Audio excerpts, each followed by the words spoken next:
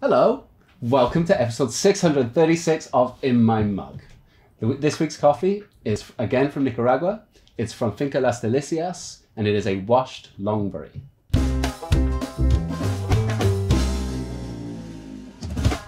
So, it's really interesting for me to be able to share this coffee with you this week because it's really similar to the coffee you had last week. It's also from Nicaragua. The difference is the variety and the soil, because this is a slightly different farm. This is Las Delicias compared to Mamma Mina, though they are run and processed by the same family, so by Miresh Group again. So when you taste this coffee, I really want you to think about what you had last week, the differences there, and all of that is tied to the nuances of different varieties and different soil types. And I think that's really fun. That's something that only Has-Been can do for you. It's one of the reasons why I love working for this company. So a little bit about the farm. Las Delicias is Eliane, who runs all of the processing for the Miresh Group. It is her garden, it is her plaything, where she grows lots of different varieties of coffee and has total control. We've been buying from Las Delicias.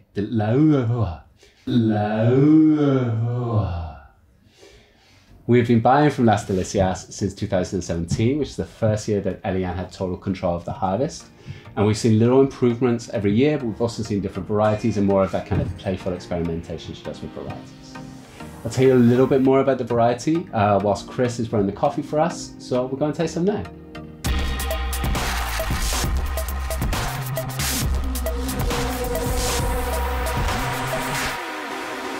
Hello, Chris. Hello, Dale. Nice to see you here. How nice. Another special treat. So another coffee from Nicaragua. How are you going to brew it today? Well, everyone at home, look what we have. The Chemex papers have returned. I love you a special treat for you in my muggers as well. If you want to go on, because we haven't had them for a little bit, very sadly. If you want to go on and get a little bit of a discount, pop in the discount code in my Chemex. I'm going to knock 10% off your filters for you for the next month. Enjoy that. Anyway. I am loving your aesthetic choice. Chris knows that my favorite style of Chemex is with the glass handle and with the square filter paper, because back in the day, Intelli had a really cool video on how to brew a Chemex with Cuban guards, something like that. I remember. Oh, it's worth looking for. How many years ago was that, do you think? Oh, it was 2008, 9. Yeah. Uh-oh. Back when we both looked young and fresh. Sad times. So, brew some coffee for us? Let's brew some coffee. All right, cool. So, traditional, classic, easy Chemex recipe, 30 grams of coffee. And because it is a Longberry varietal, which we're going to talk about in a little bit, we're going to grind it just a little bit finer than you normally would. On our EK behind me, I normally grind for Chemex 16.5. And to this, I'm going to go 16.25, just a little, because the density is a little bit different. Just helps it taste a little bit more amazing. We're going to put in this fight of coffee versus water 500 mils. So to start off, we're going to do a 60 gram pour to get everything nice and wet. And then we're going to give a little agitate. I know Dale's a big fan of my agitator. I love Chris agitating the world. Just to get all of that nice and wet and extracting beautifully. Then we're going to wait till 30 seconds and we're going to put on more water. We're going to go up to 250 grams. So while Chris wettens and agitates all at the same time with his well-practiced pour, let's talk about Longberry. So this is a really interesting variety, or maybe it's a really interesting story. Maybe the story is why it's interesting to me. It goes by some other names, so it's also called Java or Javanique. The way the story goes, and this is retold to me by Steve, who was told it by Erwin from Finca's Miresh. And if you look back in the archives, there's some really cool videos with Erwin in front of cool tractors and wandering around the farm, but also he's been to the roastery a few times. We had beers with him in Manchester? We did. Way. Sat in the back of your car driving the M6. And Erwin is one of the coolest, most fun guys that I've spent time with. So 2001, so this is going even further back before kind of cool specialty coffee videos. 2001, there was some kind of USAID funded agronomy coffee growing research program happening in Nicaragua. And they were growing lots of different varieties, lots of different programs. And as with lots of these kind of historic, let's say, charity efforts or research efforts, money ran out at some point. And the story goes that Erwin and his father, Dr. Maresh, were driving back from some of the other grape farms in Nicaragua where they'd gone to kind of learn what other people were doing and different approaches to farming. They're driving back and they see some laborers by the side of the road who kind of wave them down and are like, will you buy our tools, our things? We were laid off today, we don't have a job, but we do have, all this stuff. And Dr. Maresh noticed that they had a sack of coffee seeds, or green coffee beans. So that coffee was taken to their farm. Dr. Maresh bought it, planted it, ran some trials first at Limassol, I believe. So that certainly the first year we bought it from the guys, I think it's Maresh, was from Limassol. And then they've subsequently planted it across some of their other farms as they've learned more and more of how that variety responds to soil conditions, where it tastes really good, what it suits. The different names. So the bag was marked Java. And the understanding is those seeds were brought from coffee from Indonesia that was being trialed in Nicaragua because they thought it may have good results. So it was an experiment. One of the people involved in the research that Dr. Maresh was able to talk to, who had been as part of their program, they regarded the variety as interesting flavors, low yields, hard to grow, quite delicate. And that's almost exactly what we look for in specialty coffee. We wanted it to be a little bit harder. We're not chasing yield, we're chasing quality.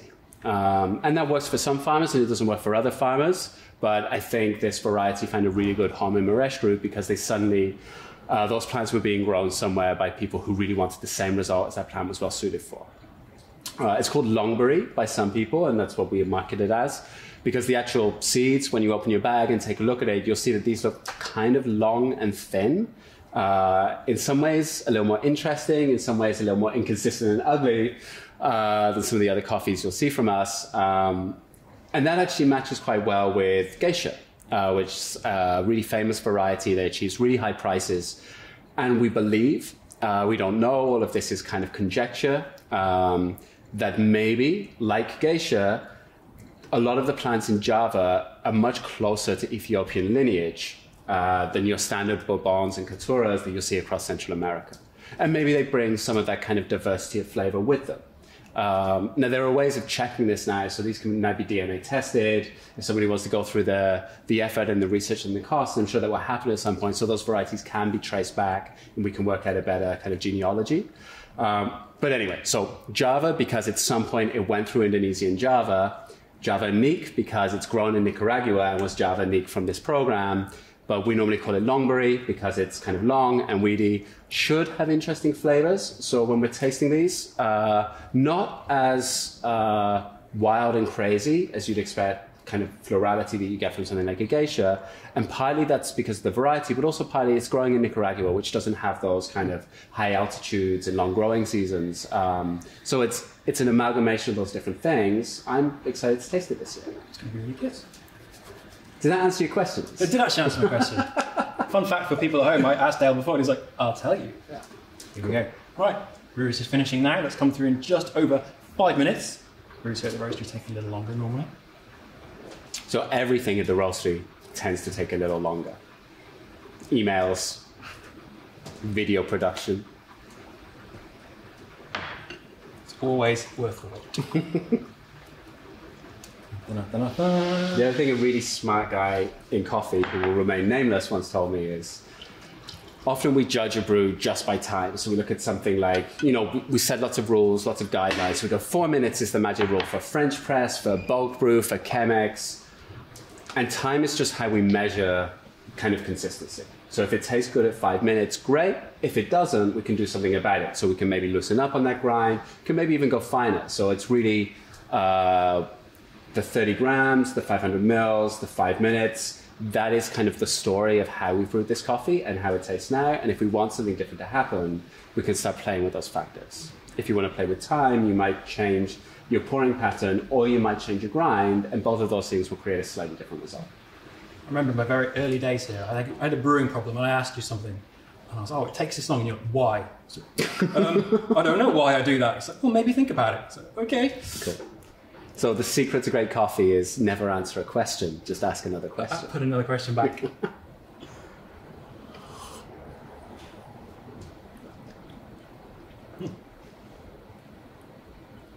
Successfully made coffee. Successfully made coffee. It is coffee.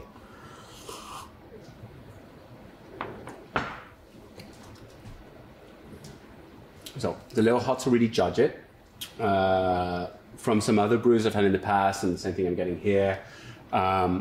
Primarily dark chocolate, definitely not milk chocolate. It isn't kind of that smooth, easy. It's more of that kind of bitter single origin chocolate with a little bit of acidity and not too much body. So it's not like bright fruits, and that's not the dominant factor, but it is kind of light and crisp, I think. You're talking about earlier with its similarities to geisha in a way. It's got that kind of high-end treble, nice juicy acidity. Yeah, and also a little bit of that black tea.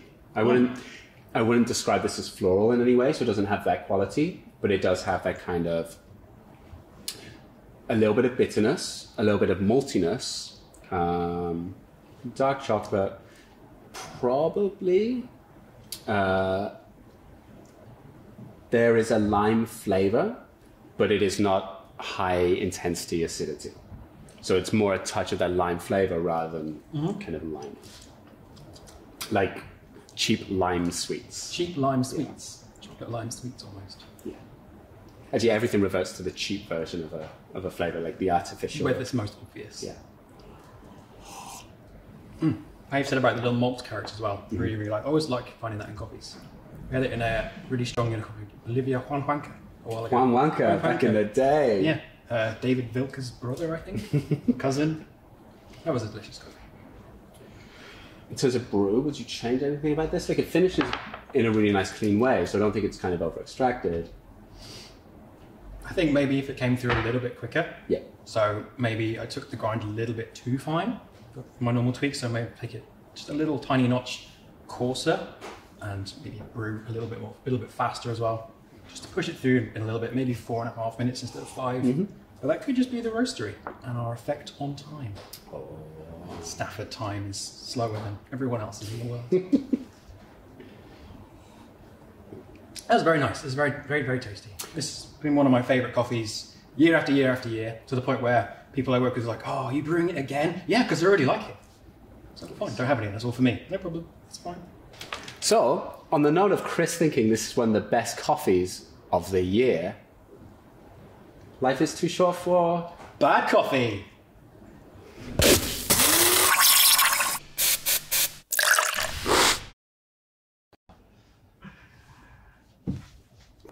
It is pretty good. It's pretty good. It's much better than the last one we did. Came out all right.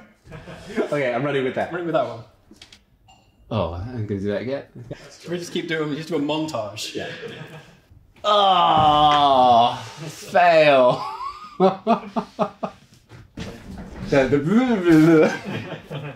Okay, yeah, of course you were. So, ready to go?